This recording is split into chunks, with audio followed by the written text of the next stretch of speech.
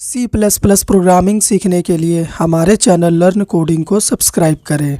C plus plus programming में हमारा topic है आज का डू वाइल लूप क्या होता है। फुल एक्सप्लेनेशन मतलब हम सिंटैक्स, प्रोग्राम एग्जांपल और फ्लो चार्ट आपको शो करके दिखाएंगे डू वाइल लूप का। लेकिन सबसे पहले डू वाइल लूप यूज़ कहाँ करेंगे और ये होता क्या है।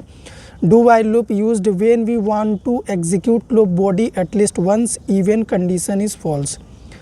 जब हमें अपना लूप के अंदर लिखा हुआ स्टेटमेंट को कम से कम एक बार एग्जीक्यूट करना कंपलसरी हो, भले ही हमारा कंडीशन फॉल्स ही क्यों ना हो, उस केस में हम यूज़ करेंगे डू वाइल लूप को, और यही होता है डू वाइल लूप।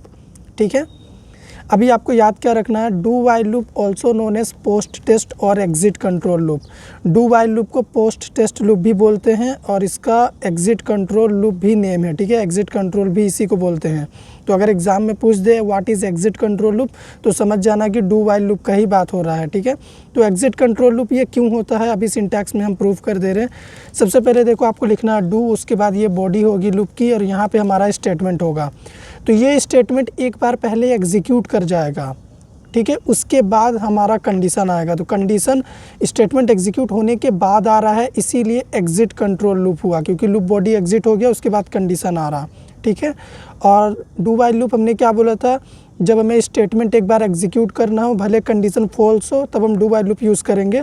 तो सबसे पहले ये एक बार रन कर जाएगा स्टेटमेंट, उसके बाद ये कंडीशन पे आएगा। अगर ये कंडीशन ट्रू रहा तो ये दोबारा रन करेगा, अगर फॉल्स रहा तो ये दोबारा रन नहीं करेगा, लेकिन एक बार ये एग्जीक्यूट हो जाएगा। ठीक है, तो उस केस में हम डू वाइल लूप यूज़ करेंगे। अब इसी को हम फिगर के थ्रू यहाँ पे फ्लो चार्ट में कैसे समझेंगे। सबसे पहले हमें स्टार्ट लिखना है और हमारा स्टेटमेंट ही सबसे पहले एक बार रन होगा।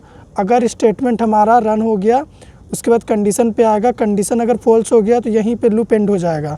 अगर कंडीशन ट्रू हुआ तो ये स्टेटमेंट दोबारा एग्जीक्यूट करेगा, मतलब ये स्टेटमेंट फिर से एग्जीक्यूट होगा। ठीक है, अभी चलो एक सिंपल सा प्रोग्राम हम डिज़ाइन करते हैं डू वाइल लूप का, जिसमें हम प्रैक्टिकली प्रूव करेंगे कि कैसे डू वाइल लूप का स्टेटमेंट एक बार एग्जीक्यूट होता है कंडीशन फॉल्स होने के बाद भी। प्रोग्राम में हमारा बहुत ही सिंपल सा रिक्वायरमेंट है, हम चाहते हैं कि हम रन टाइम में अपने कंसोल में एक नेम इनपुट करें। तो उसके लिए सबसे पहले हम क्या करते हैं, एक स्ट्रिंग टाइप का वेरिएबल यहाँ पे क्रिएट कर लेते हैं नेम, और इसी वेरिएबल नेम में हम क्या करेंगे, वैल्यू इनपुट करेंगे। तो एक मैसेज पास करते हैं, एंटर अ नेम। ठीक है, अब ये नेम हम इनपुट करेंगे सीन में। तो वेरिएबल नेम में हम इनपुट कर लिए हैं सीन यूज़ करके। अभी तक के प्रोग्राम में हमने क्या किया है, बस वैल्यू इनपुट किया है।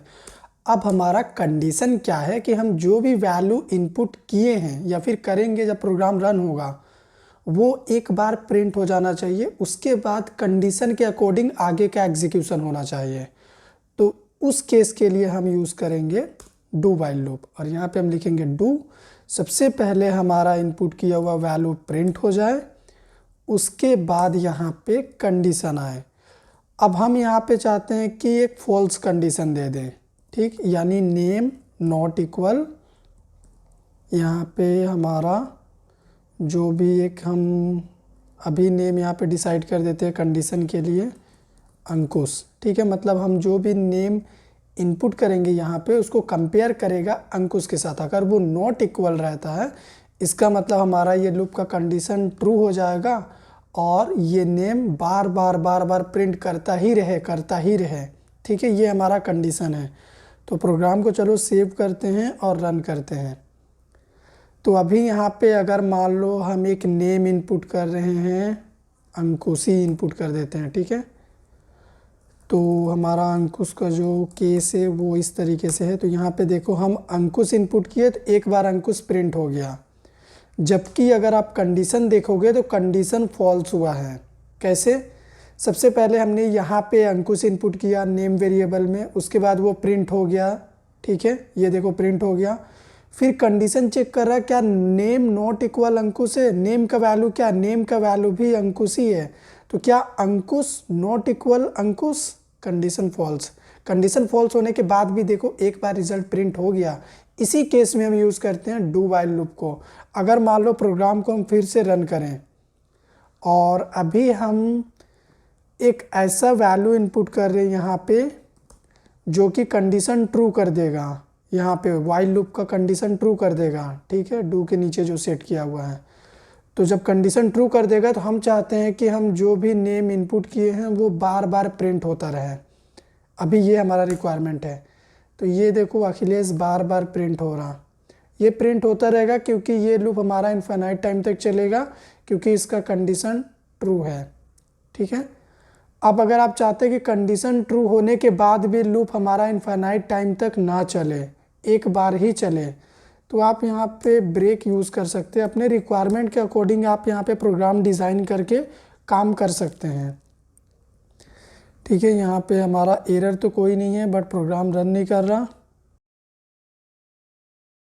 यहाँ पे देखो ये रन कर गया। तो अब हम यहाँ पे अगर मान लो कंडीशन ट्रू ही हमें रखना है, तो कोई अनदर नेम अगर हम इनपुट कर दे अल्ताफ़, इसका मतलब अभी भी देखो अल्ताफ़ और अंकुश नॉट इक्वल है, कंडीशन ट्रू है, तो ये एक बार ही नेम प्रिंट करेगा, यानी अल्ताफ़ एक बार प्रिंट होगा, उसके बाद लूप टर्मिनेट हो जाएगा।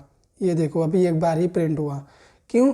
क्योंकि हमने यहाँ पे ब्रेक यूज़ कर दिया। ब्रेक क्या किया, जैसे ही एक बार अल्ताफ़ प्रिंट हुआ ये प्रोग्राम ब्रेक हो गया और यहाँ बाहर आ गया, और यहाँ पे कंडीशन भी देख रहा है, कंडीशन भी क्या है, फॉल्स है। कंडीशन ट्रू है, फिर भी वो एक बार ही रन किया क्योंकि ब्रेक क्या किया, प्रोग्राम को टर्मिनेट कर दिया। ठीक है, इसीलिए तो इस तरीके का जब भी कंडीशन आ जाए आपके पास कि एक बार हमारा इनपुट किया हुआ रिक्वायरमेंट स्क्रीन पे डिस्प्ले हो जाए, उसके बाद हम कंडीशन के लिए जाएं, तो यहाँ पे आप यूज़ करिएगा डू वाइल लूप। ठीक है, अगर आपको हमारा प्रोग्राम समझ में आया हो तो वीडियो को लाइक करिएगा, शेयर करिएगा, चैनल पे नए हैं सब्सक्राइब करिएगा।